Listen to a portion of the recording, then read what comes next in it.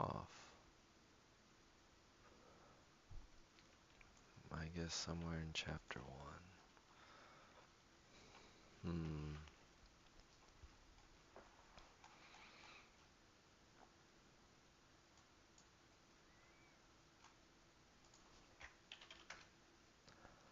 YouTube. Your videos.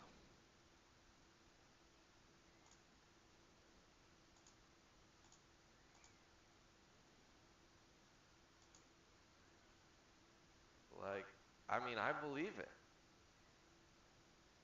I believe that we of Earth, unfortunately, yeah. Oh, episode 19, book 9, Yeah. effects of the remedy. Honestly, maybe How do I close to have? the end, Oh, probably. Not muzzling super the ox, close. huh? Because book 9, book 10, and then we have conclusion.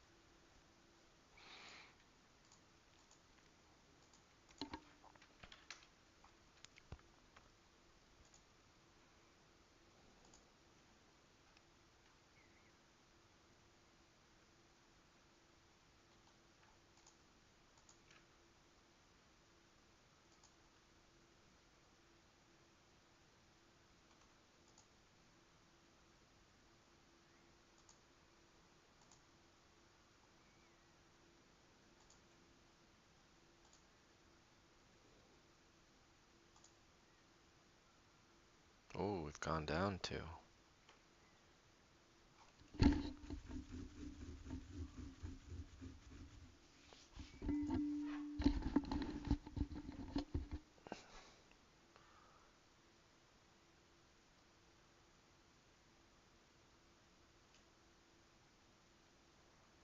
Yeah, look at these names.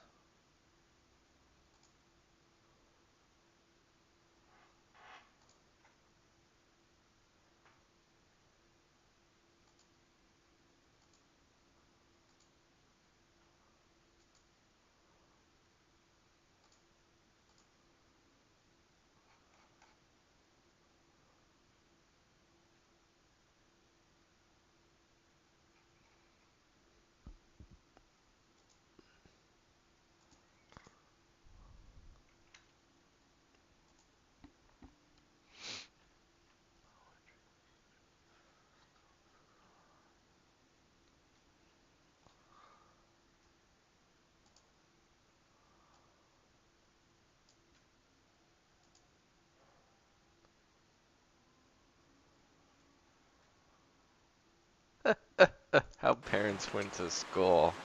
The trick of many first. Yeah, pretty sure nobody has done that before. Thank you. And we are going to have to walk almost 10 k's across the ice.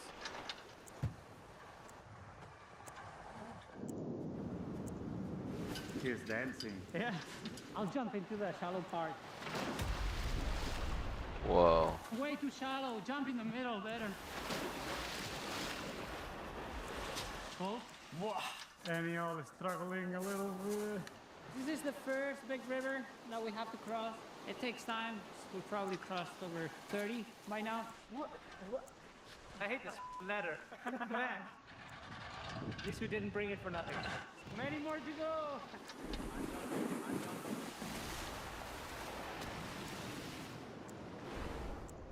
What'd they do with the ladder?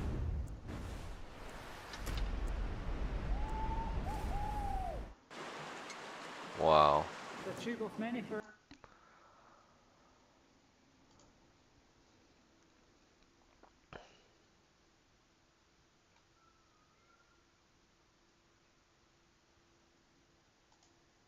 Alright. Episode 91. Week whatever. Probably. Wait. 90 divided by 5 is like 6, 8,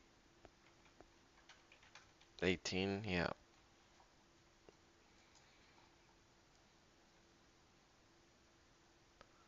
Wait a minute.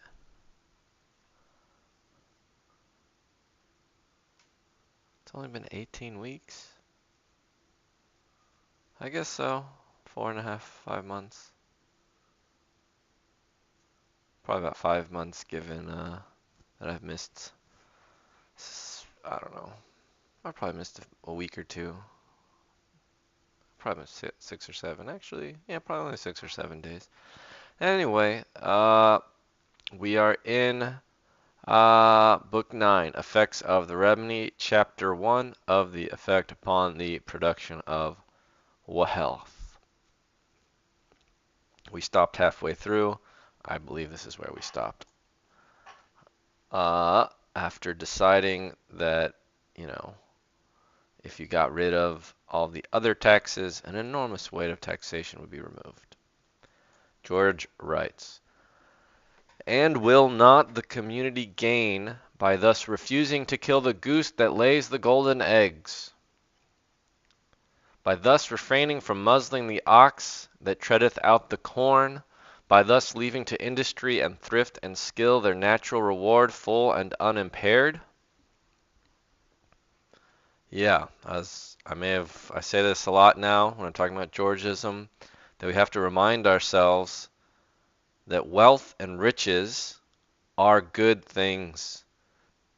They are things that we delight in. And it's so, we have this weird guilt complex, like whenever we see a rich person, if they're too rich, it is very likely that they have done that through some form of unearned behavior, like some kind. They've accumulated a lot of wealth in a less than ideal way, and so we often judge them and it is hard to separate the two. Good wealth versus bad wealth. Yeah, I was talking about this last time, I think. Yeah, I remember. Yeah, and then Patrick was in the chat, and yeah, anyway. Yeah, like a goose that lays golden eggs. Well, other than having just sort of that's just like a currency manipulation inflationary problem. I mean, people do value golden eggs, but really they value gold for the ability to trade it for actual other forms of wealth. And Henry George was a greenbacker, but let's not get too sidetracked here. George continues, for there is to the community also a natural reward. Did we read this? Maybe not. The law of society is each for all as well as all for each. No one can keep to himself the good he may do any more than he can keep the bad. Every productive enterprise, besides its return to those who undertake it, yields collateral advantages to others. If a man plant a fruit tree, his gain is that he gathers the fruit at its time and season. But addition to his gain, there is a gain to the whole community. Others than the owner are benefited by the increased supply of fruit. The birds which it shelters fly. I feel like we did read this. Maybe I didn't. Whatever. The rain which it helps. Yes, I got upset about the idea that it attracts rain.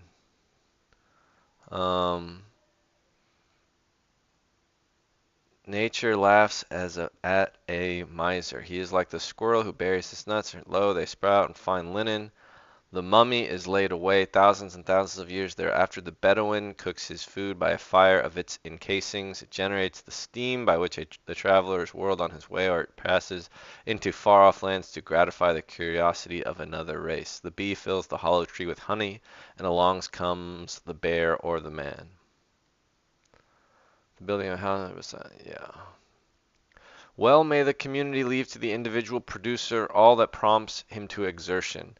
Well may it let the laborer have the full reward of his labor, and the capitalist the full reward of his capital. For the more that labor and capital produce, the greater grows the commonwealth in which all may share. And in the value or rent of land is this general gain expressed in a definite and concrete form. Here is a fund which the state may take while leaving to labor and capital their full reward. With increased activity of production, this would commensurately increase. And to shift the burden of taxation from production and exchange to the value of rent, to the value or rent of land would not merely be to give new stimulus to the production of wealth, it would be to open new opportunities. For under this system, no one would care to hold land unless to use it, and land now withheld from use would everywhere be thrown open to improvement. The selling price of land would fall. Land speculation would receive its death blow. Land monopolization would no longer pay. Millions and millions of acres from which settlers are now shut out by high prices would be abandoned by their present owners or sold to settlers upon nominal terms. And this not merely on the frontiers, but within what are now considered well-settled districts. Within 100 miles of San Francisco would be thus thrown open land enough to support, even with present modes of cultivation, an agricultural population equal to that now scattered from the Oregon boundary to the Mexican line, a distance of 800 miles. It's only 800 miles? I guess maybe that's about, yeah. Because it's like 2,000 miles from here to Tennessee. 3,000 from here to Boston. I'm in Los Angeles. In the same degree would this be true of most of the western states, and in a great degree of the older eastern states, for even in New York and Pennsylvania is population yet sparse as compared with the capacity of the land, and even in densely populated England would such a policy throw open to cultivation many hundreds of thousands of acres now held as private parks, deer preserves, and shooting grounds. For this simple device of placing all taxes on the value of land would be in effect putting up the land at auction to whosoever would pay the highest rent to the state. The demand for land fixes its value, and hence, if taxes were placed so as very nearly to consume that value, the man who wished to hold that land, the man that wished to hold land without using it would have to pay very nearly what it would be worth to anyone who wanted to use it. Okay, a couple points here. There's a lot of discussion among Georgists about how to implement the land value tax. One method would be like a harbinger tax where you self-assess, where you say, I think my land is worth this much, and if you put it really low, then you won't have to pay a lot of tax. And if you put it really high, you'll have to pay a lot of tax. But the trick is anyone can come and buy you out if you, based on the valuation you put on your property. If they're willing to pay a higher tax, they can then take possession of that land. So there's a question of how often are these harbinger, they would be like it would be sort of you could do it through an auction, so it would be a question of how often would people have to do this. A lot of Georgists don't really like this idea. I don't like that idea so much. I would prefer to just give it to the state as their role to assess land value. I think that can be done cheaply, efficiently, quickly, and with not too great of a opportunity for corruption and collusion. You could publicly post all of the land value prices. You could look at any block or any tract in a neighborhood and see if there were any weird outliers. And because you don't have to pry into anybody's houses and look at the materials they used, because you don't have to do any kind of personal investigation, it would be pretty transparent, pretty hard to dodge. And then the other comment is there's sort of a weird misunderstanding some people have when it's like, well, how would you ever be able to make money? Because the rent is just going to keep going up and up and up based on how much people are willing to pay. Well, just like certain businesses are willing, like right now, when you want to rent some location to have a business there. Let's just go with like a restaurant. You want to have a restaurant in downtown, and well, that landlord's trying to rent it out at as high a price as they possibly can, right? So maybe there's a laundromat guy who's like, yeah, I would open my laundromat here. I'm willing to rent it out for, $10 a day. And the landlord's like, all right, sure. I haven't gotten any other offers, so I'll rent it out to you. But you can make like $50 a day with your restaurant business. So you would come along and be like, I'll rent it out for $11 a day. And then the landlord's like, oh, all right, sure. I'll do that for sure. And then the laundromat's like, they knew they could actually make $20 a day. So they're like, well, let's just not mess around anymore. I'll rent it out for like $15, or maybe they go all the way to $19 a day. So that way they would be able to make $1 a day. And then you're like, oh, shoot. Well, I still know I can make $50 a day. So I'm willing to go up to $20 a day for rent. And the landlord's like, all right, you're the high bidder. You get it for $20 a day. The laundromat's like, nope, I'm done. It's not worth it to me to bid any higher. And so you would get it for $20 a day. You would make $30 a day in profit from your business, which clearly is sort of, we're buying into the idea that the market is determining that is the best use for that land. And that's how it would work.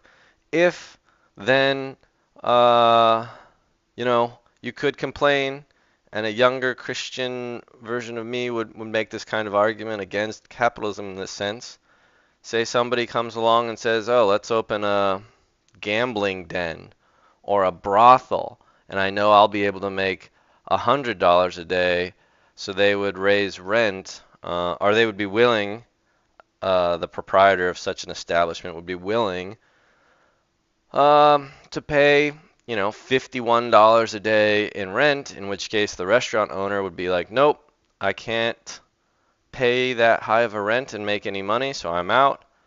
And you would end up with, you know, a brothel, gambling den, something like that.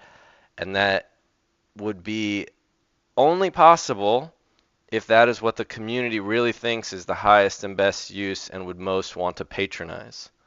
So I don't know why I decided to use that kind of as a weird example, except that I remember hearing arguments like that against capitalism, like raw libertarian capitalism when I was a kid. Like, oh, the market just gives people exactly what they want, but they don't always want what's best for themselves. Look at all, like, gambling and prostitution. I don't believe that anymore. And I also really buy into George's ideas that having a wealthier society, and by which I mean not simply the progress and poverty we currently see, having a distributed wealth justly to everyone who labors, would improve the social fabric and unlock greater nobility in people. Anyway, those are just some quick comments from me. Not very quick. Back to George. He writes, "And it must be remembered that this would apply not merely to agricultural land, but to all land. Mineral land would be thrown open to use, just as agricultural land, and in the heart of a city no one could afford to keep land from its most profitable use, or on the outskirts to demand more for it than the use to which it could at the time be put would warrant. Everywhere that land had attained a value, taxation, instead of operating as now as a fine upon improvement, would operate to force improvement. Whoever planted an orchard, or sowed a field, or built a house, or erected a manufactory, no matter how costly, would have no more to pay in taxes than if he kept so much land idle. The monopolists of agricultural land would be taxed as much as though his land were covered with houses and barns, with crops and with stock. The owner of a vacant city lot would have to pay as much for the privilege of keeping other people off of it until he wanted to use it, as his neighbor who has a fine house upon his lot. It would cost as much to keep a row of tumble-down shanties upon valuable land as though it were covered with a grand hotel or a pile of great warehouses filled with costly goods." Again, I have to urge people to be self-aware when you look at two adjacent lots and one has this giant mansion on it and the other has a shack. You have this instinct, and it's sort of correct to be like, hey, we should tax that rich guy a lot more than we tax this person in a shack, because that comes with an assumption that the rich guy isn't deserving of his huge amount of wealth, and the assumption that the poor person isn't deserving of how poor they are. And in practice, it's kinda generally true, I would say, if I had to make a big sweeping claim, that most wealthy people did not fairly, justly get all of the wealth that they have. They've benefited from a lot of land monopoly and land ownership. However, once it's going to be really tough to go back through history and figure out, whom should pay reparations to whom.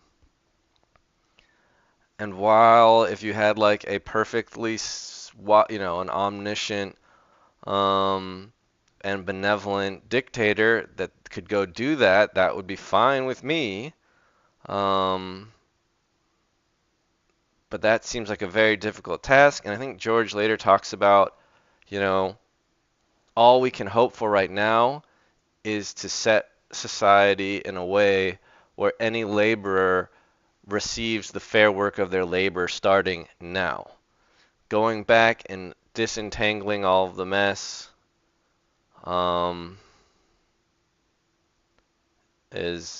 is just sort of more trouble than it's worth. So, yeah. So when you have that instinct that somebody who has a big fancy house versus not using a lot and that they should be taxed the exact same, if that doesn't sit well with you, it's probably because you have this intuition that rich people don't deserve their money. I would say like the better example is to look at just sort of more all of the single family housing versus how we could have apartment housing and how many more people would be able to afford the apartments versus all of the people sitting in their single family homes uh, gaining all of the wealth from their land value going up without working. Anyway, I'm just very chatty today. Thus, the bonus that wherever labor, let's see how far we're going. Well, yeah, not too much farther. Thus, the bonus that wherever labor is most productive must now be paid before labor can be exerted would disappear. The farmer would not have to pay out half his means or mortgage his labor for years in order to obtain land to cultivate. The builder of a city homestead would not have to lay out as much for a small lot as for the house he puts upon it. The company that proposed to erect a manufactory would not have to expend a great part of its capital for a site, and what would be paid from year to year to the state would be in lieu of all the taxes now levied upon improvements, machinery, and stock. I really need to go through and document and figure out exactly all of the taxes that were applied during George's time, because there was no federal income tax. In California, where he was, in San Francisco, where I think he lived when he wrote this, I don't know if there was a state income tax. I'm assuming there was some kind of a just property tax, and there were plenty of tariffs, and I don't know if there were stamp taxes. That would be something that I just want to have on hand. I've wanted to know that so many times. Consider the effect of such a change upon the labor market. Competition would no longer be one-sided as now. Instead of laborers competing with each other for employment and in their competition cutting down wages to the point of bare subsistence, employers would everywhere be competing for laborers, and wages would rise to the fair earnings of labor. For into the labor market would have entered the greatest of all competitors for the employment of labor, a competitor whose demand cannot be satisfied until want is satisfied, the demand of labor itself. The employers of labor would not have merely to bid against other employers, all feeling the stimulus of greater trade and increased profits, but against the ability of laborers to become their own employers upon the natural opportunities freely opened to them by the tax which prevented monopolization. It is always interesting to me, in my little tech bubble world of friends, and all the people I've known who've known startups, there's this general, I won't say disgust, but there's this idea that just working for a wage isn't so great. What everyone wants to do is work for some company that takes off and blows up and your stock is worth $1 bajillion. And sometimes I look at tech startup world as being this sort of weird analog to like lower socioeconomic classes where the young kids sort of go for the moonshot of becoming a professional athlete or a hip hop artist or just a musician, a rock star of some kind. Or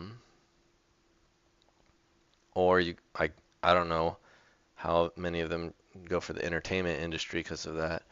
But it is for all, it's a hugely unlikely result. But when your other option is to just work at McDonald's, you might as well go for it. And then I see something sort of similar in like a much higher economic class or whatever, of all these college educated and sometimes with all these people with second, at least higher education as well, or I mean tertiary degrees or whatever, who just are like jumping from startup to startup, hoping that they get this giant buyout windfall gain because like their startup happens to just like blow up.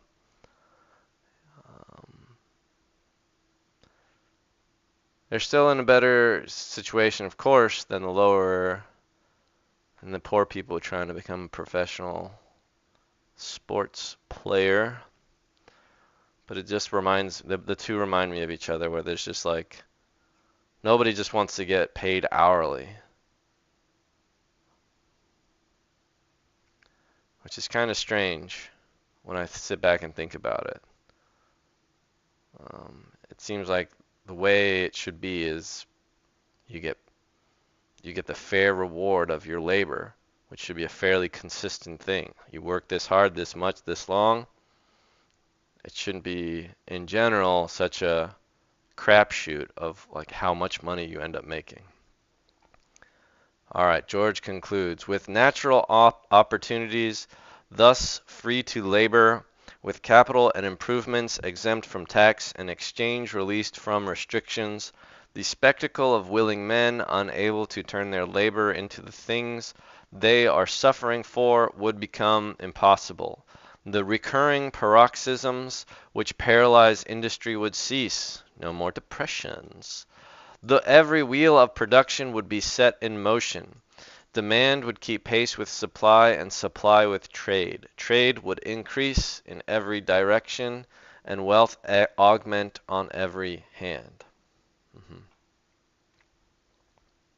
And I guess one other comment about the startup world. If you've watched HBO's Silicon Valley TV show, and I've never really worked, I guess I worked for one startup for like a week or two. But it does seem that most tech startups and a lot of just startups in general are hoping to make it big by like leveraging their patent tech, whatever their concept is, oftentimes through patents. Not always, but oftentimes through patents. And Georgism would be against patents. Hello, Javi. All right, I'm going to end the recording. I'm still going to be streaming. Thanks for hanging out. Like, subscribe, tell your mom, tell your dad. Bye-bye. Higher income have ability to take risks. That is definitely true. Same reason unpaid internships usually higher income peeps. Sure, yeah. I mean, that's generally true of startups, but I mean, don't you feel alright in startup culture, there's this like fascination with the unicorns, and there's this weird, just like psychological trap. I don't know if it's a trap or just this weird. There's just this like vibe of everyone in startup culture. It's like, yeah, 9 out of 10 startups are just gonna flop, but then one will blow up and be so you'll make so much money, and that's the way all these people want to sort of live their life. And it just feels a little bit sort of lopsided. And like sometimes the tech, it, I don't. It just seems like a lot of times. Yeah, I don't know. I guess I would need to go through like a list of all of the unicorns and stuff and see how many of them were just. I don't know. Like sometimes I think about Uber, and I had an idea for something like Uber. But I just was like, oh, but you can't do it because there's taxi medallions, and that's all against the law to do. And then Uber just kind of said no, which they didn't have a patent on that, but I don't know. That's sort of I don't know if that is relevant at all. Uber paid politicians though. Just paid politicians. Yeah, I guess. Yeah, I don't know. Have you seen Silicon Valley, the TV show on HBO, Javi? Because I just rewatched it, and that is very much about like IP and patenting and a bunch of like tech startups who are fighting over like hoping that they have this like clever little idea and they can like patent it and then blow up. And yeah, it's I don't know. It's just like it just feels like it's sort of like if you're like a poor kid with bad grades, you can risk it all to try to be a sports star. If you're a smart kid, um, you could work for like an okay amount of money as a software engineer or something, and maybe climb the ladder and do fine. Or you can like go for the whole startup world. Super pumped the battle for Uber. Is that?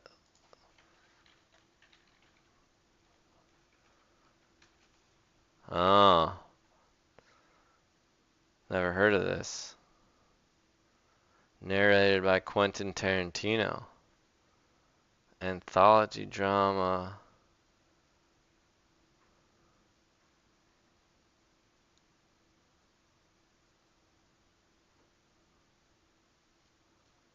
So it's network Showtime. I don't know if I have Showtime. But there are more factors than that. No. Are you talking about like I mean, sure, you're probably right about whatever you're talking about. And my claim is only uh the patenting creates this kind of winner take all uh dynamic in tech. And so patenting and copyright create a winner take all um, playing field. And if you're in a winner take all playing field, uh, yeah, like the thing is like, you know, you want as many like you want to play as many hands as you can to hopefully like one time, have a royal flush or whatever. Um, like I was talking about this with Michael and Patrick last night about,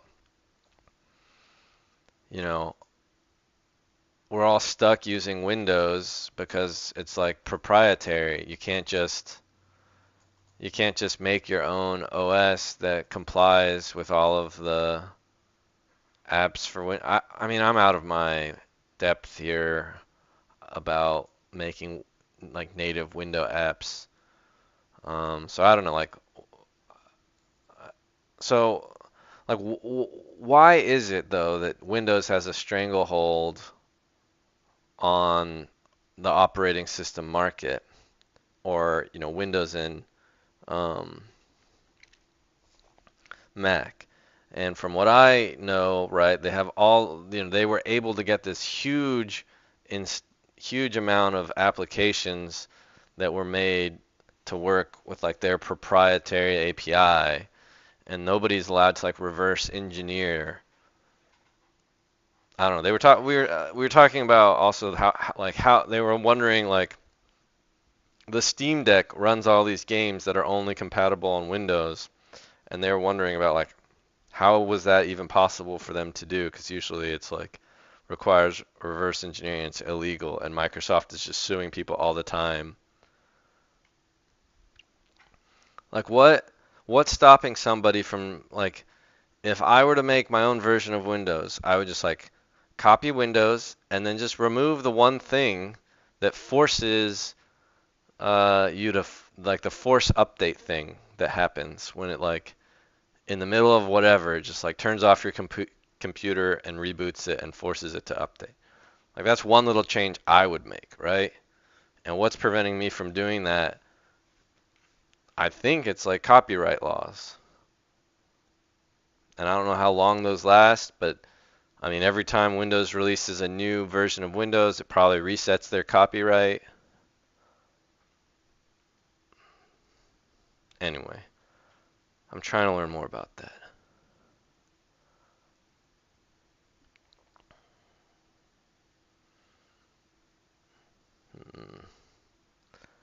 Spam. They gave away free computer schools in the 90s, and IBM was building for business. Apple was luxury. Windows started as the good guy. A computer in every home, then began monopoly like when they worked with OpenGL. Yeah, yeah. So I understand, there were these like business moves made, and Windows was able to, yeah, but they were able to ensure games only worked with DirectX. Um,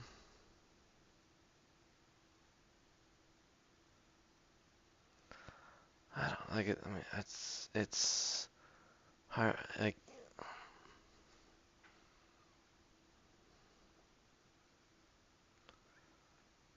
hmm.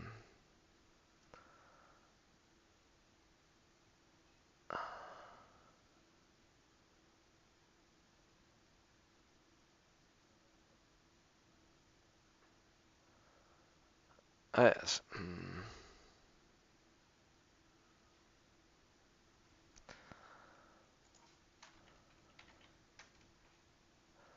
But this administration started attacking that kind of mindset, right? Like Apple now has to do USB-C like everyone else.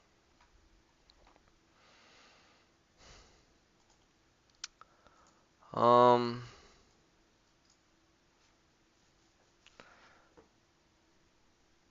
but it's something the government has to tell capitalists to play fair. Yeah, like I guess I'm confused about like I I'm just suspicious like why like you can let them use whatever they can come up with that whatever cable or adapter they want to come up with because how else are we going to find like better newer kinds of cables that are actually superior, and it's hard to let people do that while trying to force a standard. And so you do allow for like predatory moves like Apple wanting to make their own custom stuff. But what I would advocate for is like people should be able to make third-party stuff without having to license anything from Apple. I don't know, right? Like when sometimes you like plug in some other earbuds and headset into your Apple phone and it says this is not a recognized device. Like I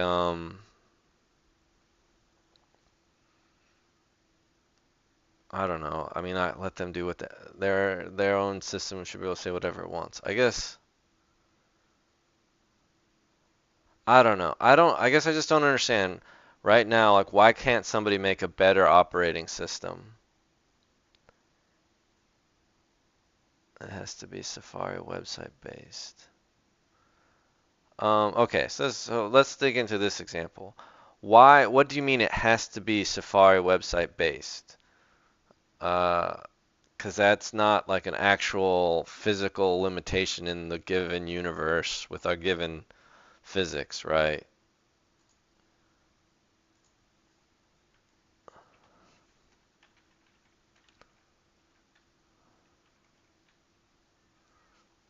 Damn, I've already book 9, chapter 1.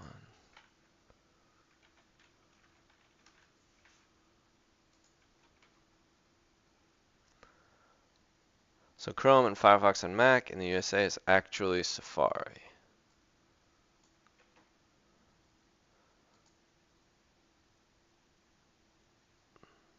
So, but like, what do you mean you can't? Why can't you just make some other application that runs on a Macintosh that lets you browse the internet? Because Apple says you can't make a new browser for our OS because we want to make sure we can vet it and don't want to lose Safari. Mac blocks it. Now, they block it because if you did it, they would sue you, or like the Macintosh computer just somehow can tell that you're doing that and turns off, or what?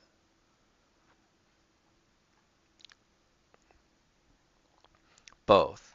Yeah, so Mac, so I'm okay with their trying to make their own system fight against whatever you put on it. But what I'm not okay with is um, the government supporting them in that. Just like I think you that like the right to repair your own car or um, the right to repair your own uh, like tractor is a big thing in farming. Um, I'm like sort of okay with a software company putting its own restrictions on it just through software, but I'm not okay with the government like doubling down and supporting that. Like, like is it illegal to jailbreak an iPhone? Yeah, it's not illegal.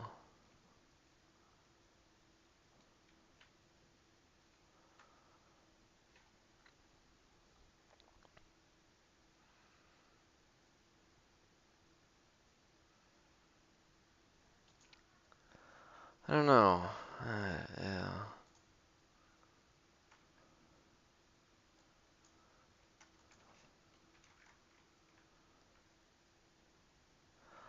Uh,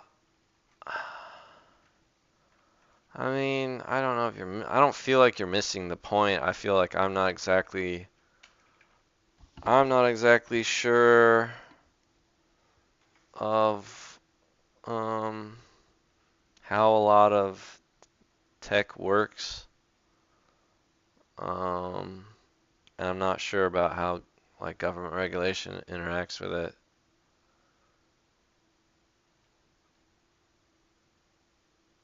Like I just definitely see a lot of people complain about Windows, and then they say, but they have to work on Windows because they're in video games.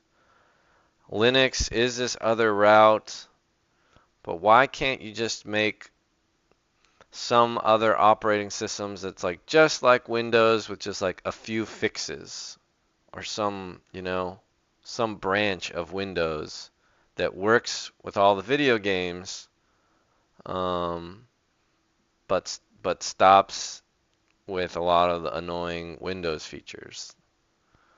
I'm not that upset with Windows myself because I mean I get annoyed with certain times when it has certain user interface decisions it makes, but I don't really have a deep compu like computer reason for not liking what Windows does. And I never have to like deal with the actual Windows API from I'm just in a Unity world.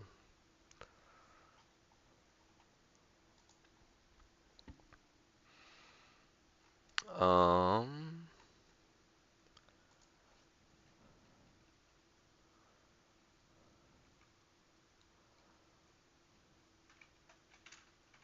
a single tax would free our economy.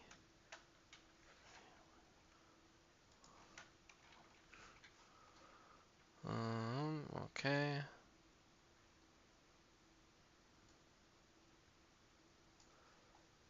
Yeah, he just is kind of going on and on. George goes on and on about how much better we could make the world without the other forms of taxation.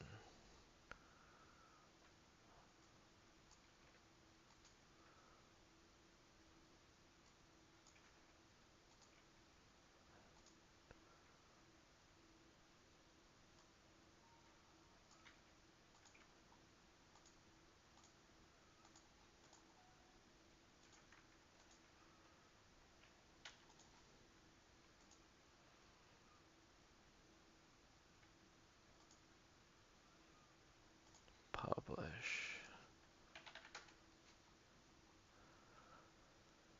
YouTube.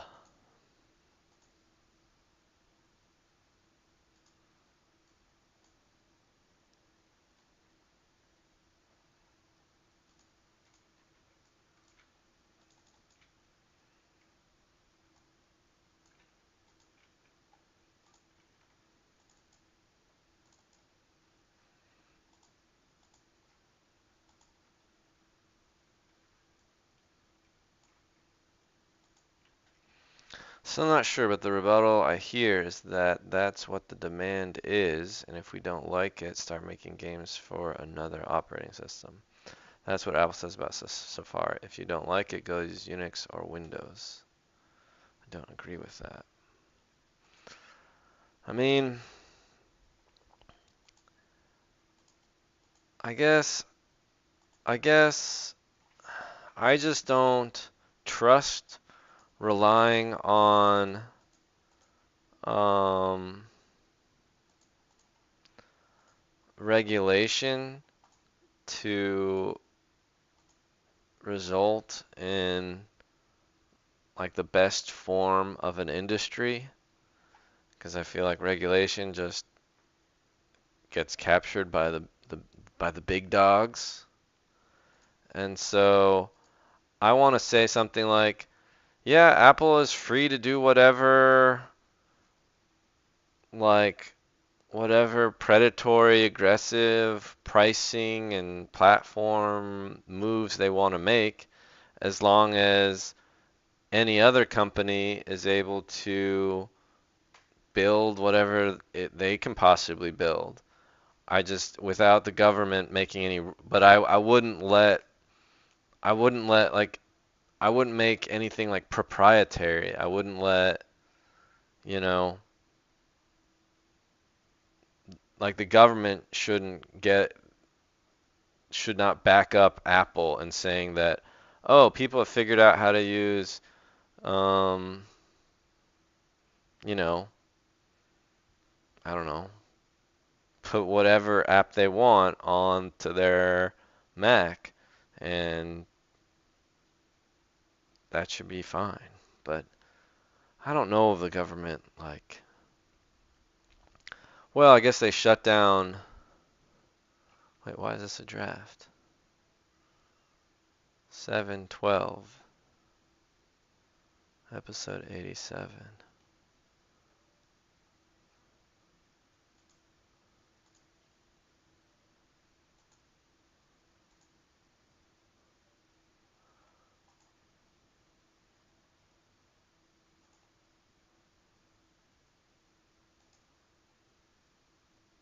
Alright, published.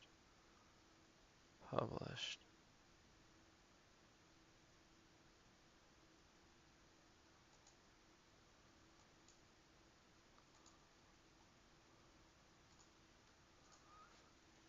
Alright, what else is on this list? Too late to start laundry until it's 9 o'clock.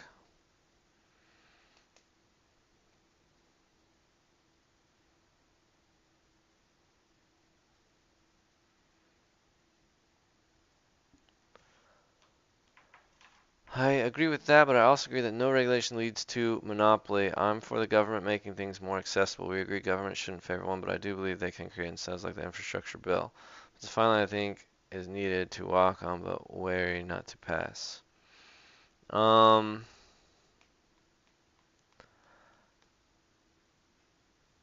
Yeah, I guess.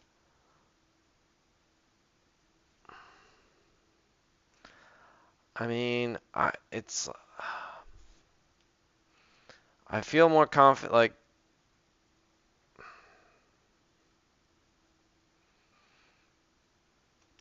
I don't think that monopoly just comes about in most industries. I think that, if you're really good at making cereal, all right, so you get really popular. Everyone's buying your cereal, your cereal, your cereal.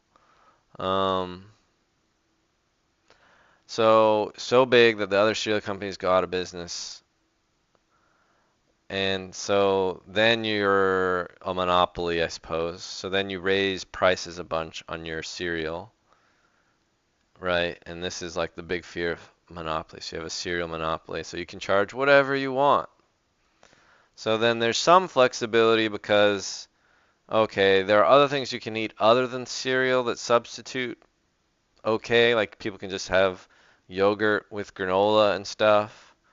So that would be sort of, a response, a limit on how high a cereal provider could raise, even if they're a monopoly, they couldn't raise the price of cereal infinitely because cereal is not a necessity to live, and there are, substitute items you can kind of um, substitute for. And then the next response is once prices are so high for cereal, other companies are going to pop up and they may not be as big and as efficient as you because you're so big and you're so efficient. However, because you're charging so much for your cereal, you'll have to you'll have to lower prices because the new startups are going to be able to undercut you for a while. So you'll have to lower your prices down, and that's like good for the consumer. And then if you, as the monopoly, really want to drive out this new business, you're going to have to lower prices a lot. Maybe you take a loss for a while until you put them out of business. Um, and you could argue that some companies just get so big and a lot of times people argue that certain industries, the cereal industry may not be a good example for this, but certain industries cost so much to enter that nobody's going to enter into that industry to compete with your cereal monopoly because it's just so expensive to do it, and you have such deep pockets that as soon as you do start up a cereal startup, they're gonna, the big cereal monopoly is going to undercut you and kill you anyway because they can outlast you.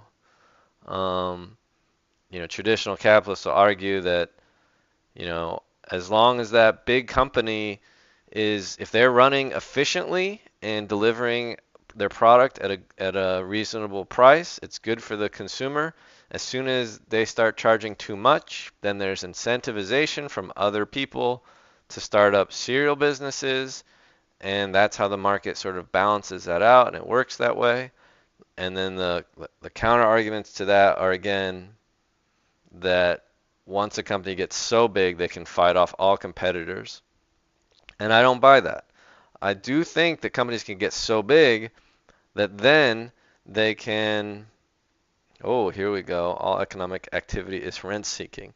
The market is theft. What a statement. I slammed my penis.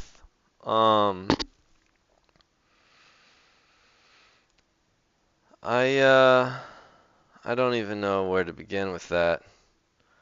Suppose you, me, and Javi here are all on an island, and I can climb trees, but I don't have any legs, but I can climb trees and I can get coconuts down.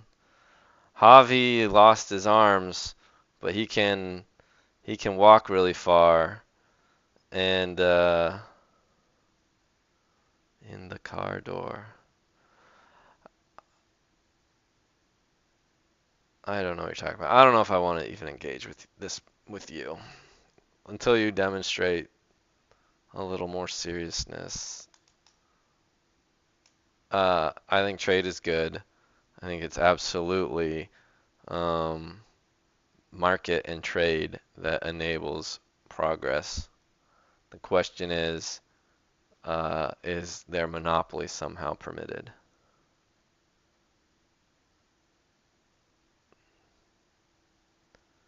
I don't know what you're talking about. Kokesh, Vosh, and Kamala. Yeah. Anyway, back to what I was talking about with Javi. Like, that's my view on traditional industries and monopoly, that the market forces big companies to remain efficient and producing. You're just workshopping a shitpost troll along that line. Yeah, okay. I hear a lot of people say taxation, all taxation is theft. And that's somewhat interesting. I think that that's somewhat accurate, except for the land value tax. So anyway, that's my view about general monopolies for general industry, whether that's making cereal, whether that's any other food item, clothing. I think the flaw in that point of cereal is that monopoly in just cereal is hard. Monopoly is when you can beat out the competition and then buy the manufacturing. And now anyone that wants to make cereal has to go through the monopoly, like the railroads built here created that form of monopoly. Gotcha. Right. So,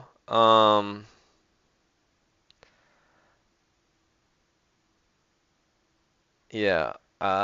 Georgists will say that sort of right of, how do they call it, like right of way or right of transit is what is the only kind of case for a natural monopoly, and that is the proper role of government to provide like transit and access to location.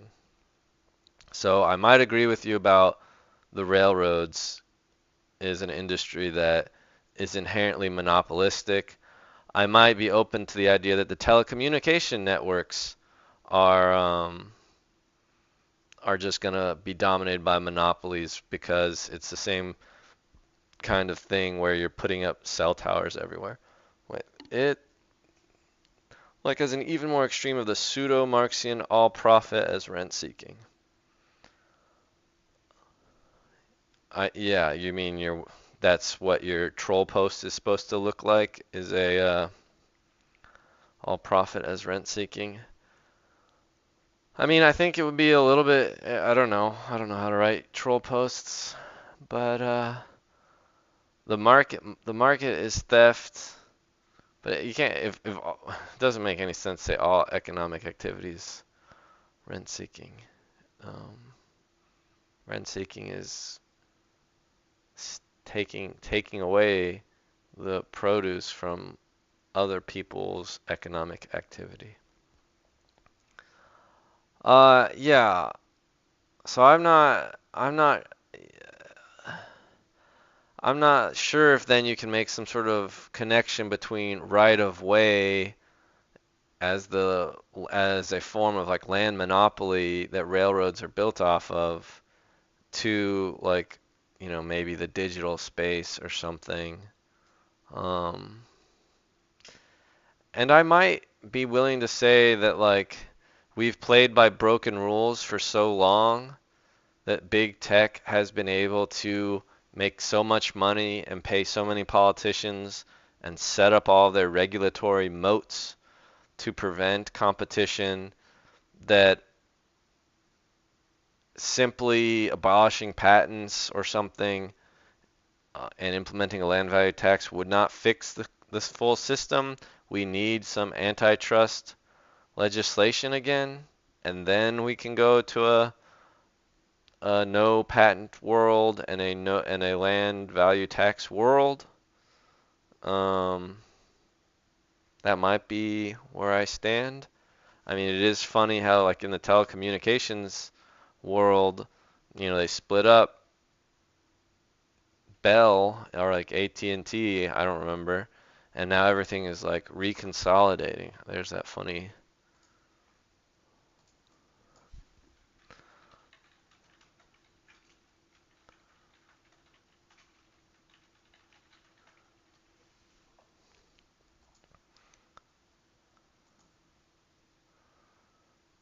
So it was AT&T, and then it split, and I guess these were new companies, split into Bell South, NYNEX, Bell Atlantic, US West, Ameritech, Pacific Telesis, Southwestern Bell, SNet, and then AT&T. But so then now Verizon has accumulated all these guys, Quest has all these guys, and AT&T has reabsorbed all these guys. I'm cool with patents. I'm not okay with renewing patents, but I'm for either. Just want change in that system. Yeah, I mean, I would take non-renewable patents, but I would prefer just no patents. I don't understand. Like the explanation. So patents were originally just the king. Yeah. I've seen this before too. But patents originated with the king just telling one of their citizens, I'm granting you the patent of being the king's silk maker. You and only you can make silk for the kingdom. Congratulations. That's how patents started, and then somehow they got turned into this thing where it's like, oh, we need to incentivize people inventing things, and then we need to make sure that they share that with the world, so that we don't want them to invent things and then only use it for themselves. We want them to share it, so we'll grant them this government-backed patent, which means we will use the sword to punish anyone who infringes upon your invention. And again, the justification you hear was to incentivize creators and reward them for their creation. And it's like not really clear to me how big of a need that was. It is clear to me how patent trolls exist, how pharmaceutical industry is entirely centered on patenting drugs. They have no motivation for preventative care. They don't even have motivation to even share a new version of the same drug if that drug is under patent. And it seems pretty vile. And then you just have the whole more like, I don't know, theoretical thing about, if you discover knowledge about the universe, how can it be that you're the only one who gets to exploit that?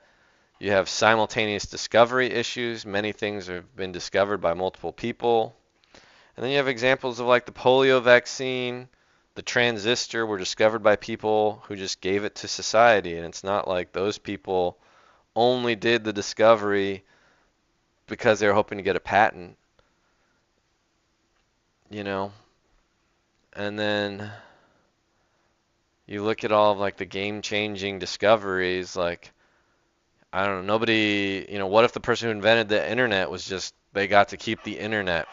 Al Gore he just got to own the internet, and we all had to pay him to use the internet. I mean, maybe that's what domain name servers kind of do anyway. That idea came from the idea that people were stealing university ideas, and now that researcher couldn't build their own business from it because the bigger company sent a spy and had the money to advance. So are we for advancement, or are we hoping people start a business? I don't know.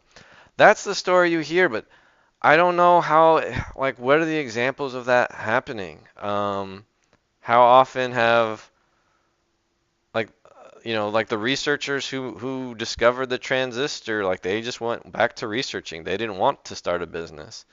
I mean, Henry Ford did not invent the automobile or the combustion engine. He just was good at business. And imagine if,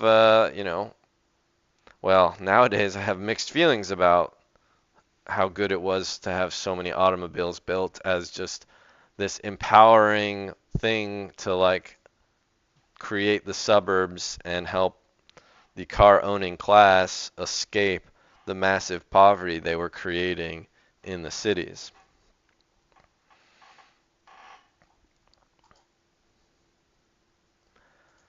Yeah, and I mean, with this example, with all the food companies, um,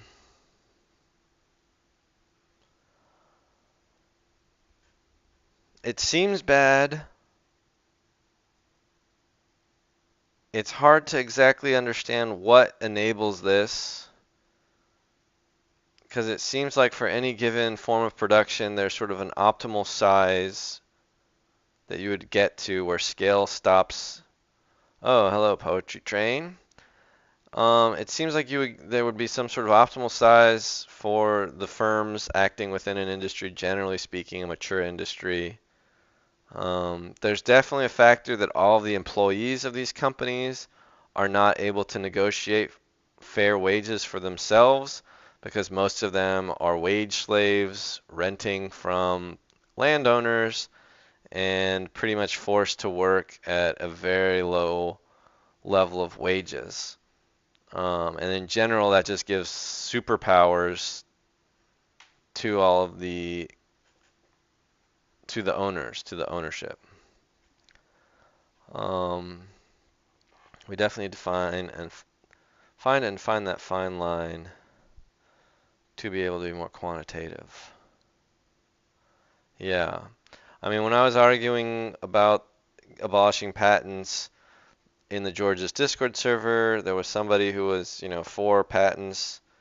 And so I was asking for historical examples where somebody discovered something super beneficial to the humans of Earth, and then like before patents were around, and I wanted a historical example pre-patents where something was discovered and they kept that knowledge secret to the detriment of society.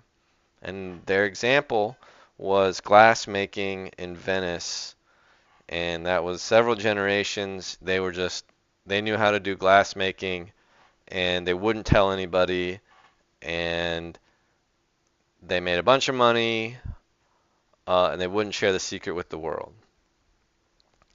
And so, nuclear weapons. That's an interesting one. We'll come back to that. And so I was like, oh, okay, let's learn about the glass making in Venice. And then, it basically became clear that the glass workers were treated like slaves. They were not allowed to leave Italy or Venice maybe. Then they were all moved to their own island, and they were basically threatened with, death if they were to reveal the secret. And that was how they enforced their trade secret. And so, the response to that is like, well, in my little Georgist ideal world where you don't have wage slaves, where you have a government that doesn't let corporations kill people, it would be very hard to maintain a trade secret of such value to the society for very long. And you wouldn't really have any legal standing to go after people who shared the secret. But I don't know, maybe what happens is the person who figures out how to do glass making, they don't even start a business. They're just going to be a sole proprietor, glassmaker till the day they die, and they die with their secret, or they tell their one heir the one secret, and so there's just one glassmaker in the whole wide world. But my intuition is that once one person figures out how to do a thing, it's not like half the battle, I think, in a lot of tech is just knowing what to aim for, both in terms of like what's possible and what would be wanted by society. So even if somebody just developed glass making, didn't tell anybody till the day they died, and then they told their son. The son never told anybody till the day they died, and then they told their son. Just because they're making glass and that's going out into the world and people are using the glass and finding great value in it, there would be a huge incentive for other people to figure out how that glass was made. And unless we want to assume that there's just like a very small number of super geniuses that can invent things, which I will not assume, somebody else will figure out how to make glass and then start making glass. And we shouldn't let that original person or the first person to invent it be able to sue them and use the force of the government to prevent others from making glass. Anyway, nuclear weapons. Well, as for weapon, I mean, yeah, that's a very weird concept for me. I don't have, like, old libertarian me, I mean, I guess it's just like, that's just such a crazy power where I'm like, I don't have a real principled view other than in practice, you feel like nobody should be able to make them. As for nuclear power plants, sure seems like we want people to make those. I don't know if you teach someone how to make a nuclear power plant, that also teaches them how to make a nuclear weapon. From what little I know, right, you need certain materials to make nuclear weapons. I don't know if, if do you need plutonium to make a nuclear power plant? What's the difference between nuclear power and nuclear weapons?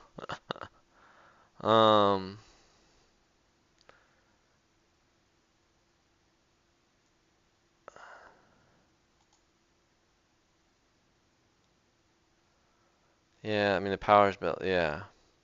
How about this? If a nation has nuclear power, if you can build a nuclear power plant, can you build a nuclear weapon?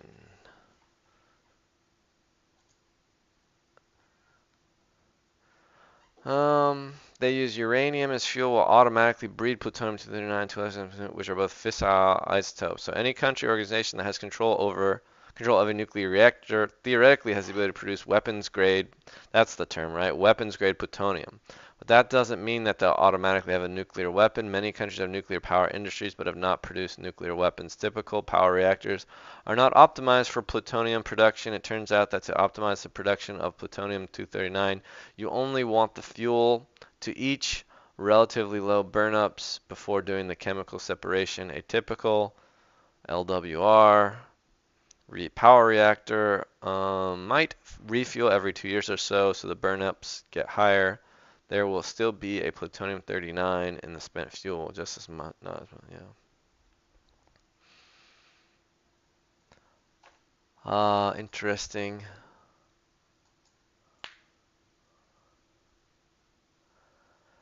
Yeah, I guess I tend to think that, generally speaking, under Georgism, workers would have so much more power to negotiate with employers that I tend to think, as George states, that more and more of labor would organize itself as cooperatives, worker-owned entities, and so you wouldn't have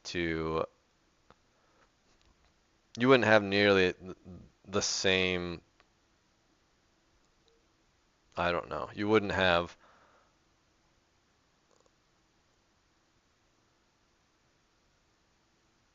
the incentivization structure or power structure that results in these mega corporations. That is my theoretical understanding, but hard to confirm. All right, I think I am going to log off. Thanks for coming by, Javi, Poetry, Thumbed Penis, Slammed Penis. See you guys next time.